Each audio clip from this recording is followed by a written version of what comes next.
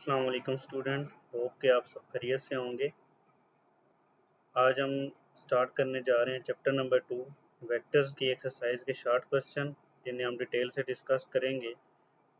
इससे पहले लेक्चर में हमने चैप्टर नंबर 2 वेक्टर्स के एमसीक्यूज जो हैं वो डिस्कस किए थे डिटेल के साथ। तो चलते हैं अपने क्वेश्चन नंबर 1 की तरफ। क्वेश्चन नंबर 1 है, if the cross product of two vector vanishes what will you say about their orientation. अगर दो वेक्टर का क्रॉस प्रोडक्ट जीरो आंसर आ जाता है, खत्म हो जाता है, वैनिश मीन खत्म हो जाता है, जीरो आंसर आता है, तो आप उनकी ओरिएंटेशन के बारे में क्या कहेंगे। ओरिएंटेशन मीन वो वेक्टर ग्राफ में किस तरह ड्रा होंगे या उनका आपस में एंगल क्या होगा, ये आपने बताना है। If we have two vector A and B then there are three condition in which their cross product vanishes. अगर हमारे पास दो वेक्टर ए और बी हैं तो तीन ऐसी कंडीशन है जिनमें इनका क्रॉस प्रोडक्ट खत्म हो जाता है, यानी आंसर जीरो आ जाता है। वो कौन कौन सी कंडीशन है? पहला है कि ए का मैग्नीट्यूड जीरो, यानी वेक्टर ए का मैग्नीट्यूड जीरो तो भी आंसर जीरो आएगा। अगर बी का मैग्नीट्यूड जीरो तो भी आपके पास मैग्नीट्यूड क्रॉस प्रोडक्ट का जीरो आएगा। और अगर दोनों वेक्टर पैरेलल हो या एंटी पैरेलल हो तो उस सूरत में भी जो क्रॉस प्रोडक्ट है वो क्या आएगा? जीरो आएगा। ओरिएंटेशन क्या होगी जो क्वेश्चन में पूछी गई है? तो पहली ओरिएंटेशन है पैरेलल, यानी अगर आपके पास ए और बी दो वेक्टर्स हैं और ये आपस में पैरेलल हैं तो इनके दरमियान एंगल क्या होगा? 0 डिग्री। तो इस केस में एंगल 0 डिग्री है तो मैग्नीट्यूड ऑफ क्रॉस प्रोडक्ट क्या आएगा? A B sine theta. Theta क्या है? जीरो। तो साइन जीरो क्या होता है? जीरो। तो ए बी से जीरो मल्टीप्लाई होगा तो आंसर क्या आ जाएगा? जीरो। सेकेंड कंडीशन क्या है? Anti parallel. अगर एंटी पैरेलल हो तो आपके पास वेक्टर्स के दरमियान में जो एंगल है वो क्या आएगा? 180 डिग्री। अगर एंगल 180 डिग्री है तो इस केस में थीटा को आप साइन साइन का 180 डिग्री लेंगे। तो जो मैग्नीट्यूड ऑफ क्रॉस प्रोडक्ट है वो इस केस में क्या आएगा? Sine 180 degree zero. तो ए बी से जीरो मल्टीप्लाई होगा तो आंसर क्या आ जाएगा? Zero. Next question, question number 2 है, find the dot product of two vector with each other at 0 degree and 90 degree. दो यूनिट वेक्टर्स का डॉट प्रोडक्ट लेना है एक दूसरे के साथ और एंगल दिए हुए 0 डिग्री और 90 डिग्री। तो याद रखना है आपने कि आपसे डॉट प्रोडक्ट फाइंड करने के लिए कहा गया है। तो चाहे आप 0 डिग्री यूज करें एंगल या 90 डिग्री, आपने काज ही लेना है क्योंकि डॉट प्रोडक्ट में काज ही आता है। ए बी काज थीटा आता है या यूनिट वेक्टर लेंगे तो आई जे कास थीटा आएगा। तो ये याद रखना आपने कि दोनों सूरतों में इस सूरत में आपने कास थीटा ही यूज करना है। तो पहले का सोल्यूशन क्या है? अगर थीटा 0 डिग्री है तो आई डॉट आई क्या आएगा? आई का मैग्नीट्यूड यूनिट वेक्टर है तो वन मैग्नीट्यूड है दोनों का, साथ क्या आ जाएगा? कास 0 डिग्री। तो इससे क्या आता है? कास जीरो वन होता है तो तीनों वन मल्टीप्लाई होकर आंसर क्या आएगा? वन। इसी तरह आप जे डॉट जे लेंगे तो भी वन आएगा और के डॉट के लेंगे तब भी आंसर वन आएगा। अब सोल्यूशन बी, 90 डिग्री अगर एंगल दिया हुआ है आपको तो उस सूरत में आपके पास आंसर क्या आएगा? I dot i is equal to one into one, दोनों का मैग्नीट्यूड है और काज यहाँ पे एंगल 90 डिग्री का आ गया तो आपने एंगल क्या लेना है? 90 डिग्री। तो ना काज 90 क्या होता है? जीरो। जीरो इन दोनों से मल्टीप्लाई होगा तो आंसर क्या आ जाएगा? I dot i is equal to zero. इसी तरह जे डॉट जे जो होगा ये भी आपके पास जीरो आएगा और के डॉट के भी आपके पास जीरो आएगा। तो क्वेश्चन नंबर 3,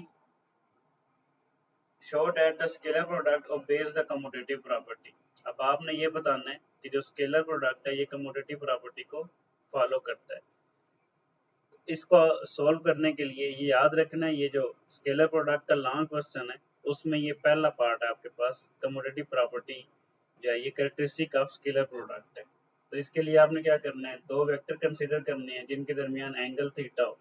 दो वेक्टर ए और बी हैं और एंगल दरमियान में क्या है? थीटा है, जैसा कि डायग्राम में दिखाया गया है। अब ये आपके पास वेक्टर ए है, ये वेक्टर बी है, इनके दरमियान एंगल थीटा है। तो इस केस में अगर आप बी के कंपोनेंट ड्रा करें, एक बी का ये कंपोनेंट डॉटेड लाइन से शो किया गया, इसको वाई कंपोनेंट कहते हैं और एक बी का ये कंपोनेंट होगा अलोंग द ए, जिसको एक्स कंपोनेंट कहते हैं, तो ये बी cos थीटा के बराबर होता है।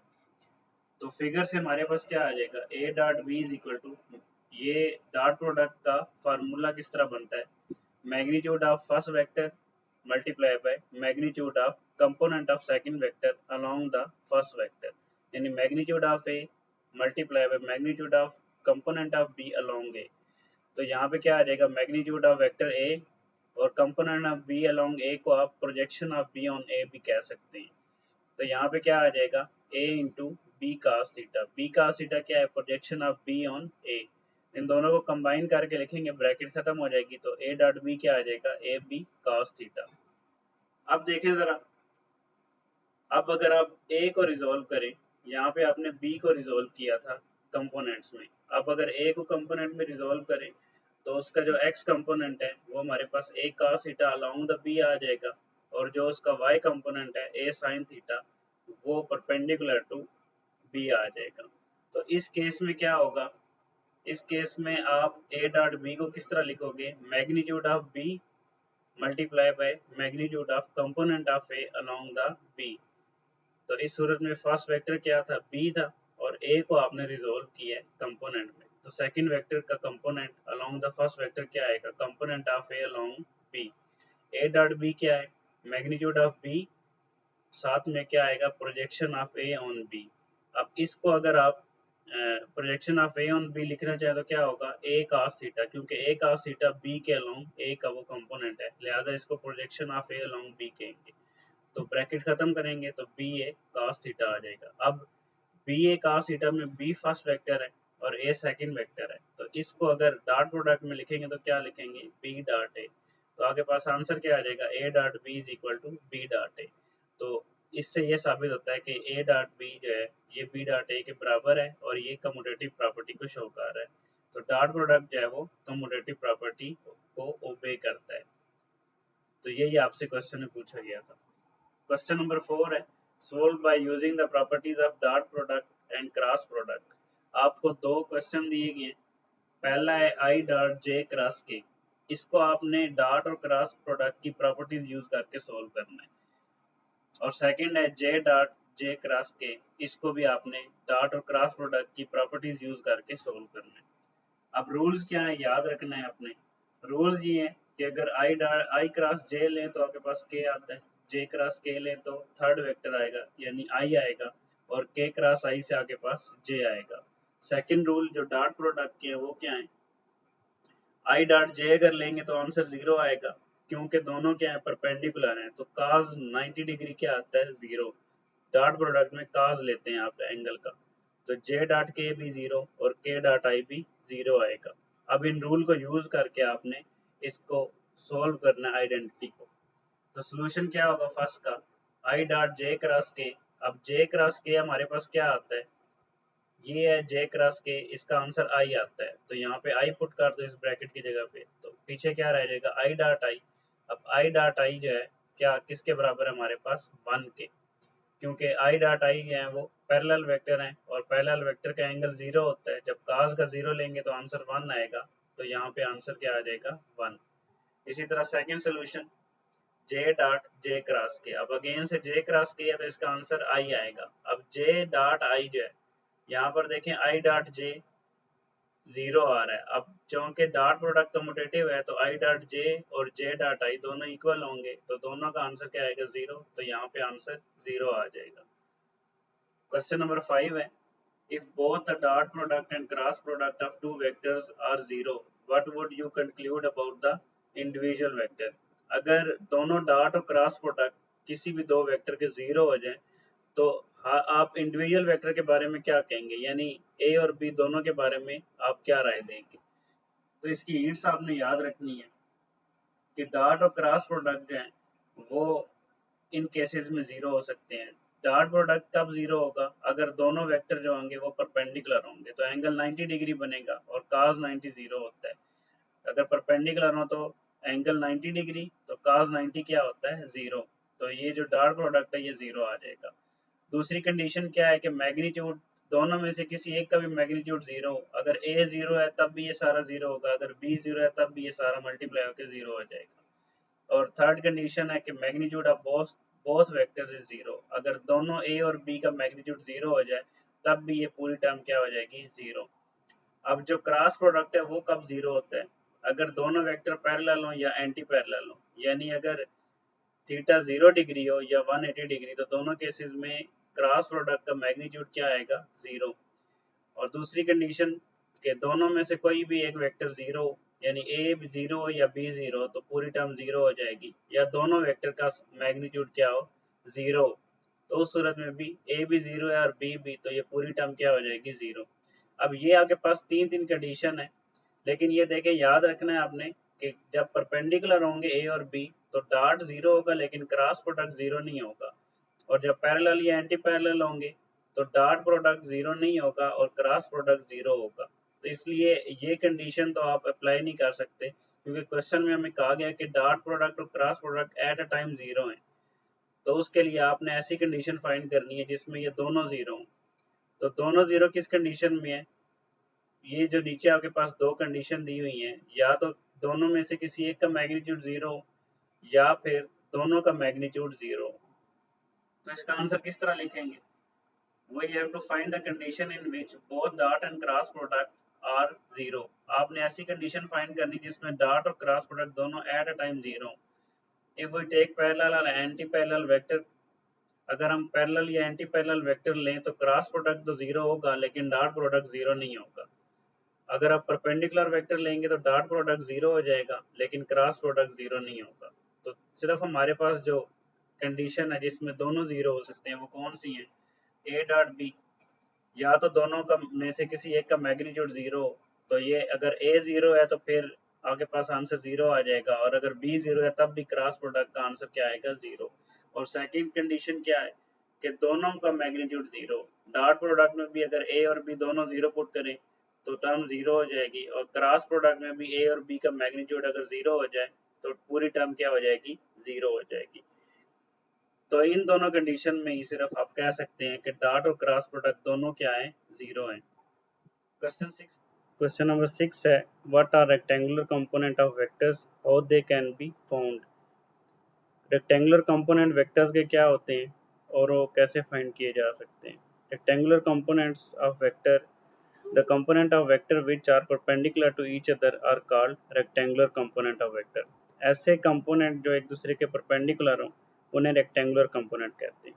इसको समझते हैं एक डायग्राम के साथ। अगर आपके पास एक्स और वाई एक्सिस है और उसके ऊपर एक वेक्टर है ए जो ओ पी जो है पोजीशन वेक्टर से डिनोट किया गया है और एंगल थीटा बना रहा है एक्स एक्सिस के साथ। अगर आप इसको रिजोल्व करें इसके एक्स और वाई कंपोनेंट में तो आपके पास ए एक्स आई इसका एक्स कंपोनेंट आ जाएगा और ए वाई जे इसका वाई कंपोनेंट आ जाएगा। एक्स कंपोनेंट को लाइन ओ एम से डिनोट किया जा रहा है और वाई कंपोनेंट आपका एम पी से डिनोट किया जा रहा है। अब यहाँ पे एक्सप्लेनेशन में क्या लिखेंगे, let us consider a vector A making an angle theta with X axis, draw a projection O M of vector O P. O M, इस ओ पी की एक प्रोजेक्शन ओ एम ड्रा करें X axis के ऊपर, और projection O N जो है जो कि एम पी के बराबर हो, यानी ओ एन ये वाली ये एम पी के इक्वल एक प्रोजेक्शन है of vector O P on the Y axis. इसको वाई एक्सिस पे आपने ड्रा करना है। तो इससे हमारे पास अगर head to tail rule apply करें तो क्या आ जाएगा, according to head to tail rule जो एक्स और वाई कंपोनेंट का सम होता है वो रिजल्टेंट के बराबर होता है। तो रिजल्टेंट क्या है, ओ पी, ये किसके बराबर होगा, O M plus M P के। एक्स कंपोनेंट फाइंड करने के लिए इस एंगल का आप काज लेंगे और काज थीटा आपको पता है किसके बराबर होता है, बेस बाय हाइपोटेन्यूज। बेस यहाँ पे ओ एम है और हाइपोटेन्यूज क्या है, ओ पी, तो O M over O P आ जाएगा। अब फिगर से हमें पता है कि ओ एम जो है वो ए एक्स से रिप्रेजेंट किया जा रहा है मैग्नीट्यूड उसका, और जो ओ पी है वो ए से रिप्रेजेंट किया जा रहा है। अब इस ए को उधर मल्टीप्लाई करेंगे तो आंसर क्या आ जाएगा, A X is equal to A cos theta. Y component के लिए क्या करेंगे, इसी ट्राइंगल के अंदर वाई कंपोनेंट के लिए आपने क्या किया है, साइन थीटा ले लिया है अब एम पी और ओ पी किसको रिप्रेजेंट कर रहा है? परपेंडिकुलर बाय हाइपोटेन्यूज को। परपेंडिकुलर क्या है? एम पी, हाइपोटेन्यूज क्या है? O P. तो इसकी वैल्यू लगाएंगे। एम पी जो है इसको ए वाई से रिप्रेजेंट किया गया है और ओ पी को ए से, तो यहाँ पे पुट कर दें ए वाई ओवर ए को उधर मल्टीप्लाई करेंगे तो आपके पास क्या आ जाएगा? A Y is equal to A sine theta. तो ये जो ए वाई और ए एक्स है ये दोनों क्या है? आपके परपेंडिकुलर कंपोनेंट है, या इनको रेक्टेंगुलर कंपोनेंट ऑफ वेक्टर भी कहा जाता है। क्वेश्चन 7 की तरफ चलते हैं। क्वेश्चन 7 है, give at least one example for each of the following scalar quantities, scalar and vector product. Scalar और वेक्टर प्रोडक्ट के लिए कोई एक एग्जांपल आपने देनी है। तो यहाँ पे स्केलर प्रोडक्ट क्या होता है? स्केलर और dot product of two vector A and B is given as A dot B is equal to A B cos theta. और एंगल थीटा क्या है? वो ए और बी के दरमियान जितना भी एंगल होगा वो आपका एंगल थीटा है। एग्जाम्पल क्या है डॉट प्रोडक्ट की? पहली एग्जाम्पल है work. Work W is equal to F dot D के बराबर है, जो कि एफ डी cos थीटा के बराबर होती है। पावर, ये भी एक स्केलर क्वांटिटी है, एफ डॉट वी के बराबर है एफ वी cos थीटा। और electric flux phi is equal to E dot A, जो कि ई ए cos थीटा के बराबर होता है। इसी तरह magnetic flux B dot A भी है, वो भी इसी की एग्जाम्पल है। अब क्रॉस प्रोडक्ट की एग्जाम्पल क्या है? क्रॉस प्रोडक्ट क्या होता है? ए और बी का A cross B is equal to A B sine theta unit vector N. और थीटा क्या है? Angle between the two vector A and B. Example क्या होंगी? पहली एग्जाम्पल है टॉर्क। टॉर्क होता है cross product of movement arm and force है, आर क्रॉस एफ, जिसको R F sine theta into unit vector N लिखते हैं। ये जो यूनिट वेक्टर एन है ये डायरेक्शन रिजल्टेंट वेक्टर की शो करेगा।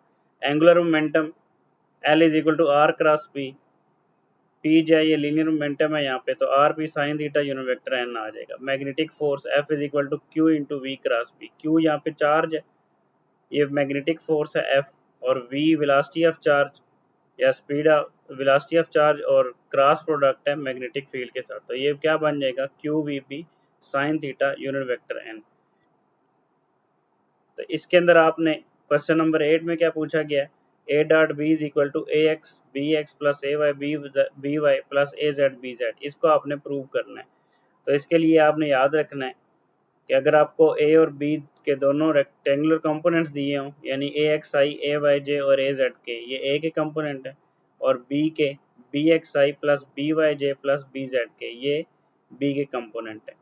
तो उस सूरत में अगर आपने डॉट प्रोडक्ट लेना तो आपने इनको सिंपल मल्टीप्लाई कर देना है। अब फर्स्ट ए एक्स आई जो है वो पहले इस पूरी ब्रैकेट से मल्टीप्लाई होगा, तो उससे क्या आ जाएगा? A X B X into I dot I, इसके साथ आई है और यहाँ पे भी आई है, तो इन दोनों का डॉट प्रोडक्ट। फिर ए एक्स को बी वाई से मल्टीप्लाई करना है और आई डॉट जे आ जाएगा। इसी तरह ए एक्स को बी जेड से मल्टीप्लाई करना है तो आई डॉट के आ जाएगा। सिमिलरली ए वाई को फिर इन तीनों से मल्टीप्लाई करना है और ए जेड को इन तीनों से मल्टीप्लाई करना है, तो ये आपके पास पूरी टर्म बन जाएगी। और जो यूनिट वेक्टर है उनका आपने डॉट प्रोडक्ट ले लेना है। तो इससे हमारे पास क्या आ जाएगा?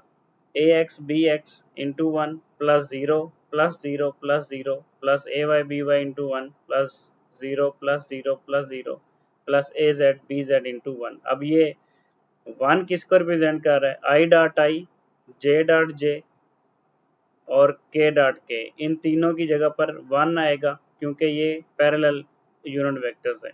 और बाकी I dot J, I dot के, जे डॉट आई और जे डॉट के डॉट आई और के डॉट जे, इन सब की जगह पर ज़ीरो लगेगा। उसकी रीज़न ये है कि ये आपस में परपेंडिकुलर होते हैं और परपेंडिकुलर वेक्टर का डॉट प्रोडक्ट क्या होता है? ज़ीरो। तो इससे आगे पास जो है वो ये हिंट याद रखने हैं आपने कि जो डॉट प्रोडक्ट है डिफरेंट वेक्टर का वो ज़ीरो आता है, और सेम जो यूनिट वेक्टर है उनका डॉट प्रोडक्ट क्या आएगा? वन आएगा। तो आगे पास आंसर क्या आ जाएगा? A dot B is equal to A X B X plus A Y B Y plus A Z B Z, यही आपका रिक्वायर्ड था। What units are associated with unit vector I, J and K? Unit vector I J और K के साथ कौन सी unit जो है वो लगती हैं? तो यूनिट वेक्टर जो होते हैं वो यूनिट लेस होते हैं और डायमेंशन लेस वेक्टर होते हैं, इसलिए इनके साथ कोई यूनिट नहीं लगती है आई जे और के साथ। इसकी रीज़न क्या है? अगर आप एक यूनिट वेक्टर आर लें, पोजीशन वेक्टर, तो ये किसके बराबर होगा, vector over magnitude of vector. और आर्क जो है ये किसको, इसकी यूनिट क्या है, मीटर। दोनों मीटर में या दोनों यूनिट कैंसिल हो जाएंगी तो आंसर क्या आएगा, नो यूनिट। इसी तरह so we can say the unit vector is obtained by dividing the vector by its magnitude. Unit vector आपको कब मिलता है, जब आप किसी वेक्टर को उसके मैग्नीट्यूड से डिवाइड करते हैं।